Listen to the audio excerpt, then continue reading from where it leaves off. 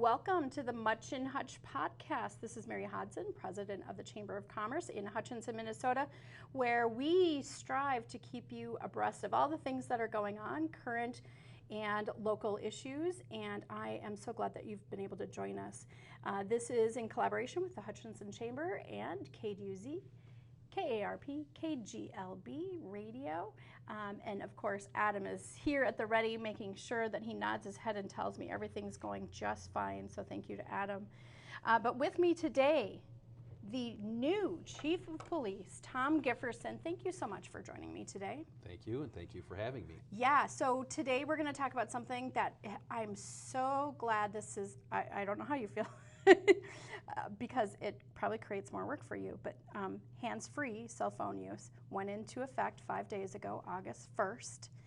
I have told people time and time again, I've wanted to have a sign and walk up and down Main Street, because we're right at the corner of Washington and Main, and tell people to put away their flippin' phones. So how does that change your world as police officers and law enforcement? Well, first off, I guess I'd start by saying I think the law is probably well overdue, as you alluded to. Their distracted driving has always been an issue, even before the invent of cell phones. Right. However, because we have cell phones and they're readily accessible, and it seems that as a society we're growing more and more attached to them. Really? You've seen that? I'm not sure I understand. Yeah. So again, so it's certainly overdue, just because that attachment to your cell phone, and you become more worried about what's on your cell phone than what's in front of you. Yeah. So let's talk specifically about the law. Again, this is already in effect. So if somebody's actually listening to this podcast and is like, "What the heck?" I'm really surprised, because I thought the Minnesota Safety Council, the Department of Transportation, the state has done a really good job of trying to get the word out. But what is hands-free? What does that mean? So ultimately what the hands-free law, in a nutshell, is once your vehicle is in motion and or if you're in traffic, so again, that question gets asked quite a bit. How about if I'm at a stoplight, stop sign, that type of thing? You're in traffic. If you're in traffic and you have your cell phone in your hand or an electronic device in your hand, then you are in violation of this law. Okay. So what that does is it makes it a lot easier for law enforcement to enforce the law, because there's really it doesn't matter if you were texting, it doesn't matter if you were talking, it's just if we see you with the phone in your hand, it's a violation. You know, I even thought the other day, I'm like, oh, my phone's my purse, I should put it up on my little hook. And then I went, I don't think I can have it in my hand. So I'm glad that you clarified that, and that you clarified it's while you're in traffic. So even at the stoplight. So if I start putting signs up in my window for people who are stopped at the light, they can't do it when they're there either. Correct. That's really important for people to understand, because they don't understand how distracted they are when the light turns, or if there's people who have come into the proximity of their vehicle. Yeah, and the other part of that too is, I guess, the other question that we get asked is, how about if I pull over to the side of the vehicle, my car is running, but I'm parked on the side of the vehicle? And my interpretation is that is not a violation at that point, because again, you're doing the prudent thing by pulling over, getting out of traffic, putting your car in park, and obviously taking your phone call at that time. I love that. And it's so easy to actually pull over and do that. I mean, that's what I think everybody used to do back in the day. Back in the day when, mind you, my first cell phone had 30 minutes of talk time. There was no texting, there was no nothing else, and it was for emergency purposes. But that's what you did. If your phone rang, you pulled over, because my goodness, I mean, you certainly wouldn't be talking and driving at the same time. Right, absolutely. So let's talk about the things that you can do when we talk about hands-free. So voice activation. When your phone is voice activated or you're Bluetooth enabled. Correct. So most new vehicles that are sold today have Bluetooth technology. So you're able to pair your handheld device to your vehicle, which allows you to have voice activated function on your phone. However, you can also, if you have it in a clip, as you said, or some kind of a mounting device, and you can activate it with one touch, that is also acceptable, but at no time can you pick the phone up to do anything with it. That helps. So voice activated hands-free GPS you can still use. Again, that one touch with your finger. Correct. Yep. And if you've got a smartphone now, and even when you have GPS programmed into your car, your vehicle, it's all voice. Yes. Yeah. I mean, you for the shouldn't. majority. You don't need a keyboard. You don't need, you don't need something where you can type in what your destination is. Right. You should be able to, for the most part, now with the advent of all the crazy technology we have.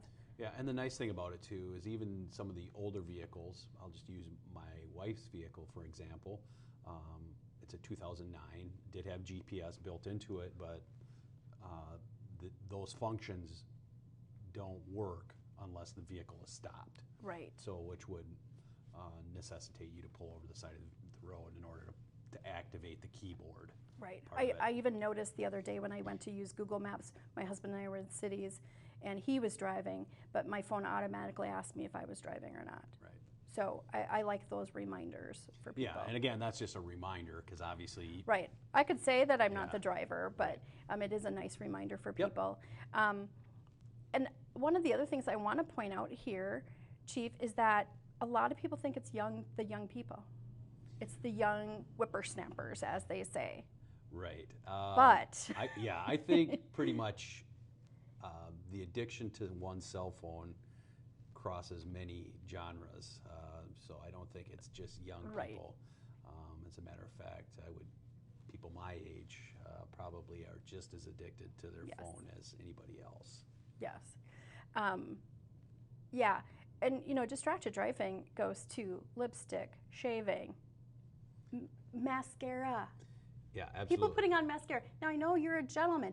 You don't understand about mascara, but why anybody would put mascara on while they're driving a vehicle is beyond my comprehension. Right, and there's multiple other types of distracted driving, and obviously this law that's gone into effect only pertains to one thing, but to me, this one is so easy. Mm-hmm. It's just a no-brainer, as to why it was enacted. It's one way that the legislature could get the biggest bang for their buck, I guess, to say. Yep. Now, there is one exception, only one exception, that you can have your phone in your hand. Correct, and that would be to make an emergency phone call.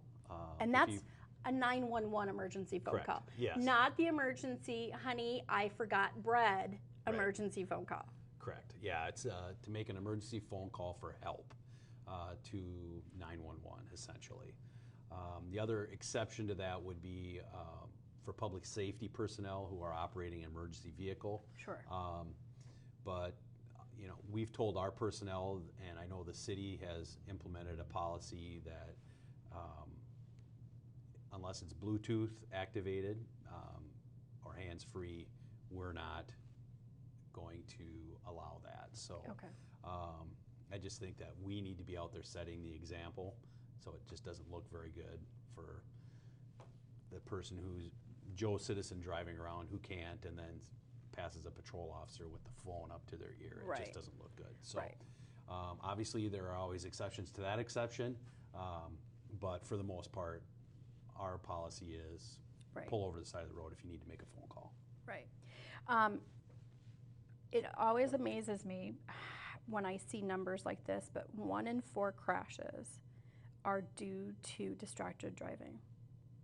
Yeah, and I have some statistics here too that go into a little bit more in depth. Yeah. As far as how many thousands of crashes over the last 4 years have been related to distracted driving.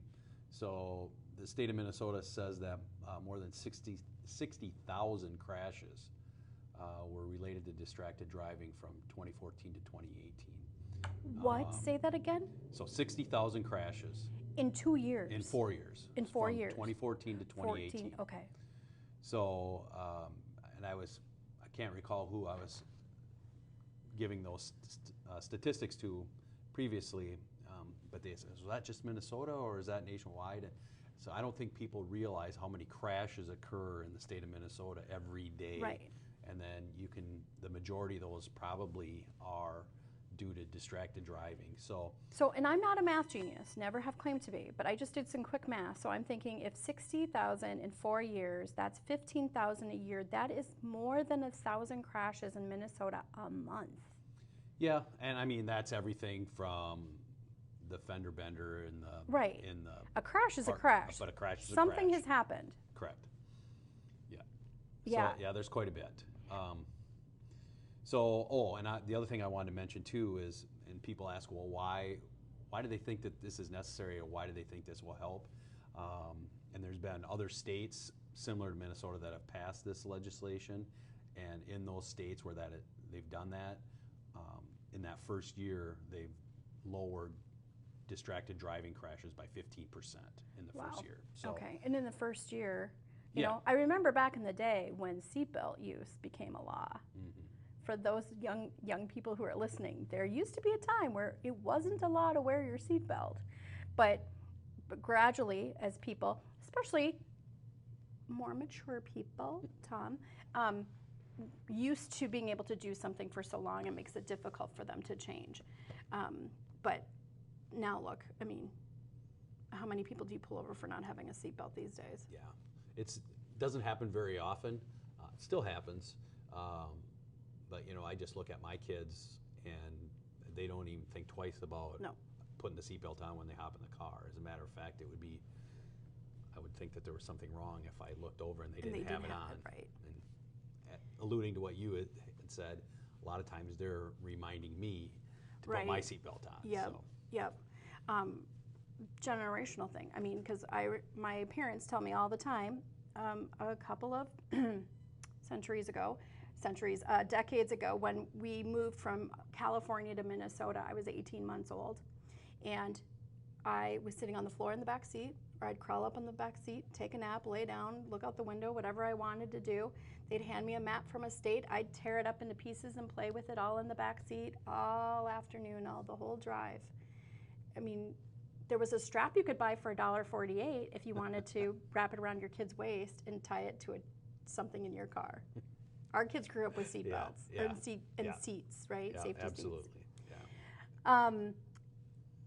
What is next now for law enforcement? What's going to happen if you are seen on your phone and you get pulled over? What can people expect? Sure, good question. So obviously, officers still have discretion. So you may end up with a warning. Obviously, you're going to get stopped. But after an interaction with the police officer, you may get a warning, you may get a citation. If you get a citation, the first offense is $50 fine plus court fees. So that $50 fine probably turns into a little bit over $100 by the time it's all said and done. Oh, for processing said yeah, fine? so they say court fees. Okay. So, and it's been my experience that court fees are greater to, or at least equal to the fine. Okay. And then every subsequent violation, hopefully there would not be a second or third, would be $275 fine. Starts getting stiffer. Yeah, so I think the state kind of looks at that $50 fine as, hey, this is your warning, and every subsequent violation after that is $275, which is pretty stiff. Well, I can think of a lot of things I could get for my house, my home, my family for $275. Yeah, It's exactly. not worth it. No, and we hear stories, I'm sure you hear even more, about when there's fatalities. You know, there's crashes, and like you said, it could be a fender bender, but people have been maimed, people have died, you know, people's lives are never the same again. You're not just affecting the other person who might have been hurt, but their family, their friends, things like that. Absolutely. So the consequence is real. Absolutely. And it takes, what, milliseconds to be distracted where something could happen. Yeah, and I don't have the the study in front of me, but I've heard that just for one text message, you take your eyes off the road anywhere from 5 to 10 seconds. Well, if you can imagine That's traveling, a short text message, yeah, right?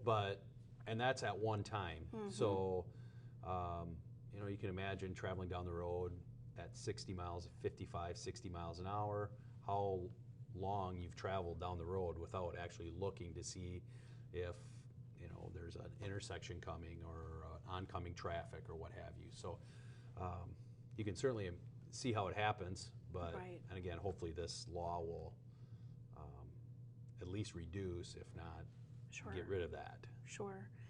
If people have more questions and they're just like, okay, I just need to wrap my head around this, and I mean, it's a pretty simple, straightforward law, but people have questions.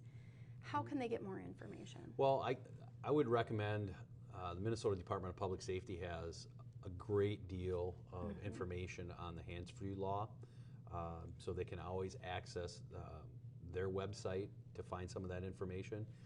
If they have a specific question regarding it, they can always stop down to the police department and ask to talk to an officer regarding that, or give us a phone call. On the non-emergency line, preferably. On the non-emergency line, of course, yes. Yeah, those are really what I would suggest. And again, if you're just looking for some guidance, it's okay to stop down and ask, and we'll be more than happy to answer any questions someone might have. Yeah, it's not like somebody's going to follow you out of the parking lot and follow to see if you're going to follow the law. Right. You're really there as a resource for people. Right. Yeah. Again, my hope is, and again, the state of Minnesota has done a wonderful job in getting the message out, I think anyway, that the majority of compliance will come from education rather than enforcement. Since the law has gone into effect since August 1st, we have not done any saturations or been out there really proactively enforcing it at this time. But I've also been out monitoring it myself and just have noticed a huge reduction in the amount of people using their phone. I guess that's what I'm trying to say. But since the law has gone into effect, we in Hutchinson have only issued 2 warnings and no citations. So this week, the State Patrol and along with us will be doing a saturation in and around the city of Hutchinson. So I guess I'll put it out there. Be wary, be compliant, and hopefully, for me, the greatest story would be the State Patrol came to town, Hutchinson Police Services were doing a saturation and came up with no citations. Right. To me, that would be great. Right. It means I that don't people foresee are that complying. And yes. I remember a couple of months ago, I think it was Burnsville or Egan, did a bus thing where the police officers were in the bus, and I know I see it every day here just by our location. But it was amazing to me how many tickets that how many people were really on their phones, paying absolutely no attention to what was happening around them. And at that point, it was a texting violation. Yeah. And again, this makes it so much easier. You don't have to be that tricky. Right. Not that I don't think we would ever try to be that tricky, because you don't have to be. Chief Tom wouldn't be, but boy, from what I've seen, I would be. Yeah. I would do that. I'd go out and do that for you. You can just, give me a little taser. Don't give me a taser. I'm just saying that wouldn't be good either. All right. Well, Tom, I really appreciate you coming and talking about this, because as you know, I feel really strongly about this. I'm so glad that Minnesota has joined. I think it's 19 states now that have this. I've seen too many accidents, too many friends who have been affected by somebody who's distracted driving, and it just hurts my heart. And if we can stop even one accident, really, truly, I mean, that's huge, but I think that we're going to see a huge reduction in that, and I'm really grateful for that. Any last words about hands-free? No, I don't think so. Okay. Can we talk briefly about National Night Out? Sure. Tuesday, August 6th. Yes. So within the city of Hutchinson, nationwide actually, I guess that's where the name comes from, National Night Out. is the opportunity for neighbors to get to know each other, essentially. And I believe there's between 20 and 25 parties citywide on the 6th. And they all start at different times, anywhere from 2 p.m. to 6 p.m. Okay. And then a couple hours. And again, it's truly for neighborhoods to put on a party where neighbors get out and get to know each other. Law enforcement, public safety in general, I guess, tries to make it out to all the parties, introduce themselves, and that seems to be a pretty popular program as well. The fire department has all the big trucks, so they're always the popular one with the kids, but I think it's, again, good for citizens to get to know their neighborhood officer. Yep. So, and if you're not familiar with Hutch's neighborhood officer program, each neighborhood, or the city of Hutchinson, is divided into specific neighborhoods, and each neighborhood is assigned an officer. So if they have a neighborhood problem, junk, trash, debris, that type of thing, they can bring it up to their neighborhood officer. Okay. And then they have a central point to go to, so they don't have to wonder, I wonder who's going to take my call today, or that type of thing. So, and again, it gets the officers out into the community. A community that knows its officer is more willing to work with them, and become problem solvers with them. And two, to me, the more you know your neighbors and get to know them, the more you might happen to notice something happening at their residence that maybe might not be quite right, where you yourself can become more of a neighborhood aware person, maybe burglaries or other things, maybe somebody's coming to take the cat or whatever, I would think. Absolutely. Yeah, you hit it right on the head. That's exactly right. I love it when I'm right. I love it. Adam, it doesn't happen very often. I'm just saying. Again, if people have questions about National Night Out, they can call the non-emergency number. Maybe they don't know that there's something happening in their community, in their area of the community. Right, and I believe the leader also publishes a list of all the parties. Yep. Hoping that would have been in this last weekend's paper. Right. So that's would be another way to find that out. Great. Perfect. Well, wonderful. I know that you have a busy schedule, and I know that there are plenty of other things that you can be doing, but I really appreciate you coming today and doing this and helping us understand hands-free. Again, the hands-free cell phone use. No cell phone in your hand starting August 1st, just a few days ago. Let's all work together to keep each other safe and our community safe. Thank you, Chief Tom Gifferson. Well, again, thank you for having me, and I appreciate the opportunity to be able to talk about this. Absolutely. You've been listening to the Muchinhutch podcast, put on to you for KDUZ-KARP-KGLB in cooperation with the Hutchinson Chamber. I'm Mary Hodson, Chamber President. I hope that you will join us the first Monday of each month for our podcast, where you can learn more about what's happening in Hutchinson and our community. I hope you have a great day.